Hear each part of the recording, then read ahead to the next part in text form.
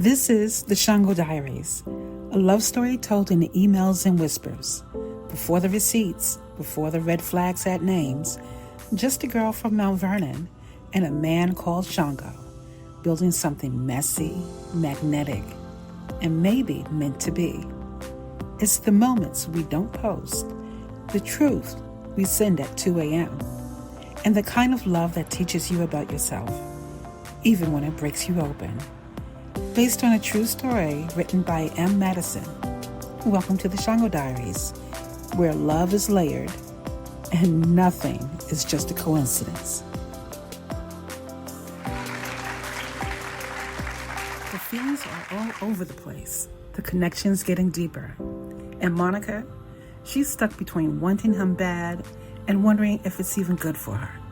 She's crying before heading back upstate, having dreams that don't make any sense, and wanting the kind of love that doesn't come with a playbook. Shango's folding her laundry and trying to decode her moods like jazz chords. Complicated, unpredictable, but worth every note.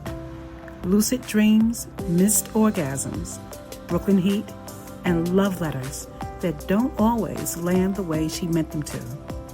You know those early days of an online relationship? Yeah. That kind of heady mix of excitement and, well, total confusion. Oh, yeah. Where you're trying to be real, vulnerable, but also like miles apart, just figuring it out through screens. Mm-hmm.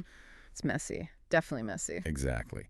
Well, today we are diving into something just like that, but vintage 2008. It's called The Shango Diaries, written by Madison. Yes. And these aren't just, sweet nothings. It's this incredibly raw look at two people trying to connect, figure things out, figure each other out. And what's so great, I think, is that you get these diary entries, these emails. It's like a real window. You see the big romantic stuff, sure, but also the tiny, sometimes funny, sometimes painfully honest, everyday details. Totally. Challenges, dreams, all of it. Our mission really is to pull out the key insights from this amazing personal archive. It's like a lesson in connection from back then.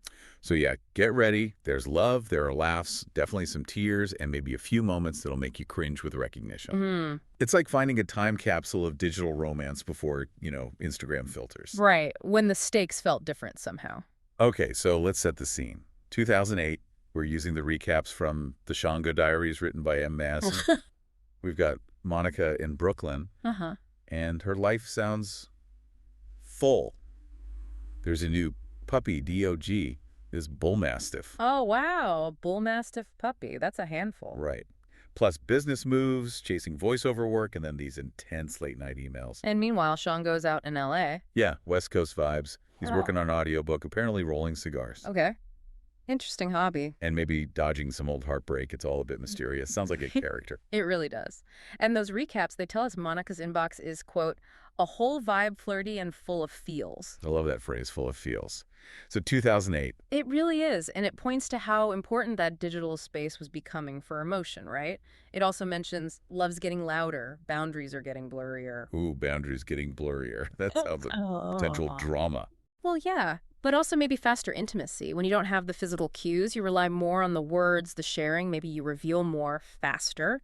That makes sense. And they say they're not just building love, they're curating legacy. That sounds so intentional. It does, doesn't it? It suggests it's more than just romance. It's about building something lasting. Yeah, like a shared story. And the text mentions finding intimacy outside the bedroom. Right? Like quiet moments, unanswered emails. Uh-huh.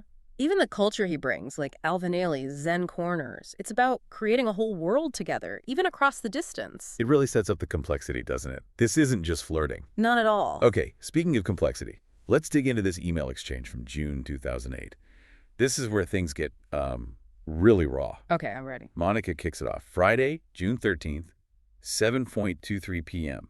The subject is just tears. Oof, okay. She basically confesses she cried before leaving him because she didn't get enough Brooklyn Beacon, some Shango lovin'.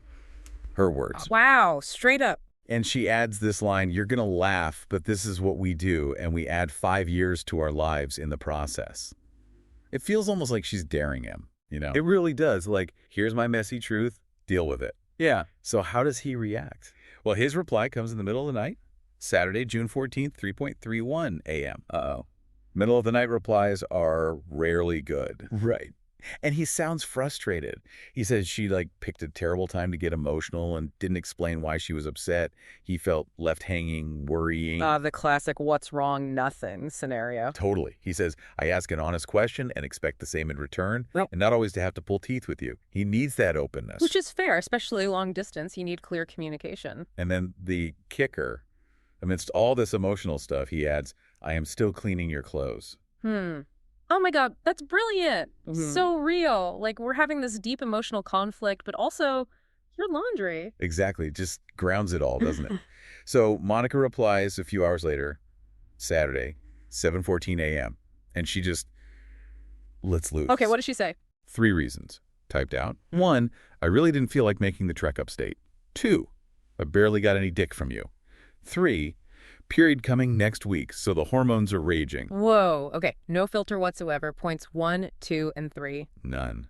And she admits she couldn't even talk before because she was afraid of, like, a massive onslaught of tears. Wow. I mean, that level of honesty, especially early on, it kind of terrifying, but also maybe necessary. Is it? What do you think? Is that too much too soon? It's a gamble for sure, but maybe the distance makes it easier or feel safer somehow to just type it out. Maybe. Less immediate fallout than saying it face to face. Right.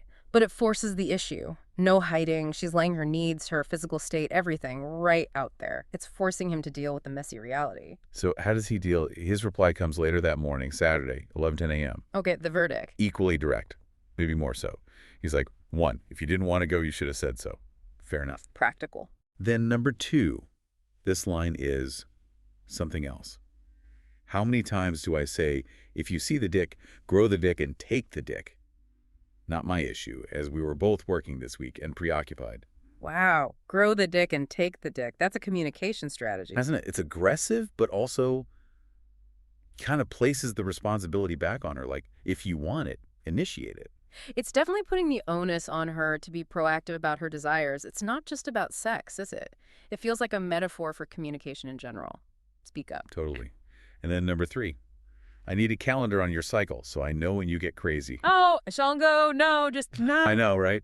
It's so blunt, almost clinically detached, but maybe practical from his view, trying to understand the why. Maybe trying to find a pattern, some control in the chaos, but phrased terribly. Still, it's him asking for information, however clumsily. So Monica gets the last word in this exchange. Saturday, 12 p.m.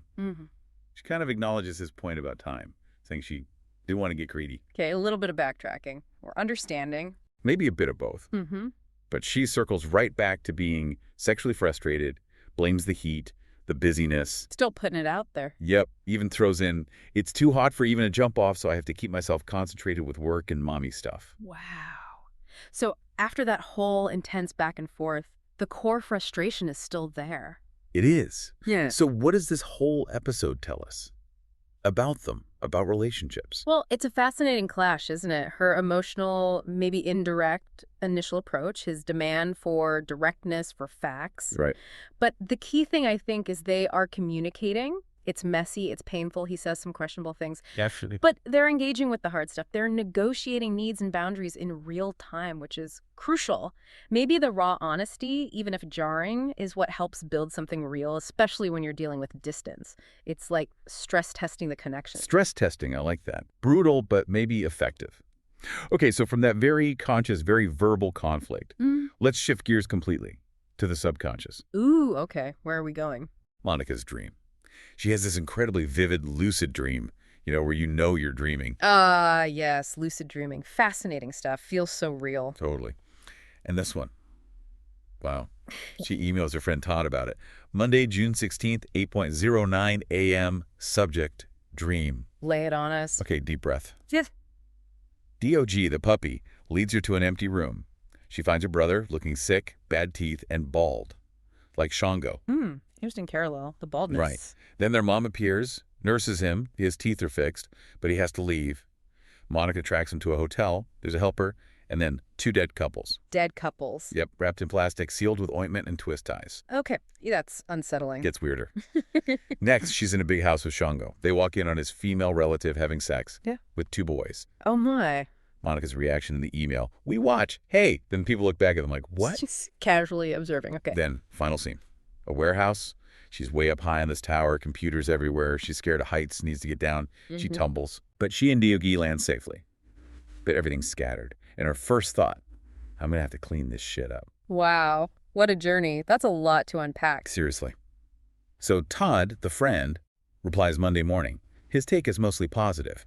Brother checking in. He's okay. Proud of her. A fairly surface-level interpretation, maybe? Seems like it. Yeah. Monica replies Tuesday morning saying, yeah, but there are so many dimensions and elements to it. I know the universe and I are connected, but damn, she feels the weight of it all. I bet. I mean, connecting it back, that dream feels like her mind just churning through everything. The brother, maybe grief, maybe anxiety about loved ones, mirroring Shango's appearance. Yeah, the baldness connection again. Right. The dead couple sealed up. Fear of loss. Mm-hmm. Endings, relationships ending. Or maybe relationships being preserved, but lifelessly. Ooh, good point. Preserved but not living.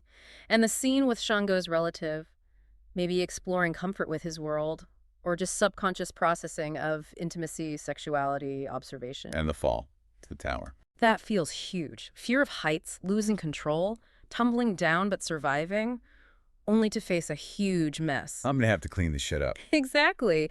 It sounds like pure anxiety about being overwhelmed, fear of failure, the sheer weight of responsibility in her life, the business, the puppy, the relationship, all of it scattered, and she feels like she alone has to fix it. Wow.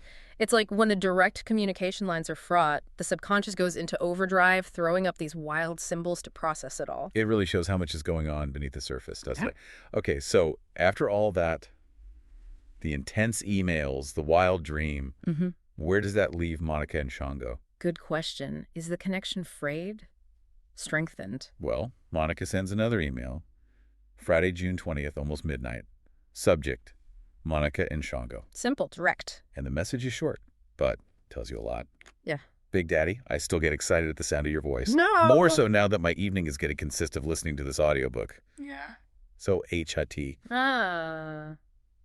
Bringing it back to the attraction. Totally. And then she ends with, still having trouble sleeping without you. Now, why is that? Leaving him with that question. Classic Monica. Right. It's flirty, a little needy maybe, but mostly.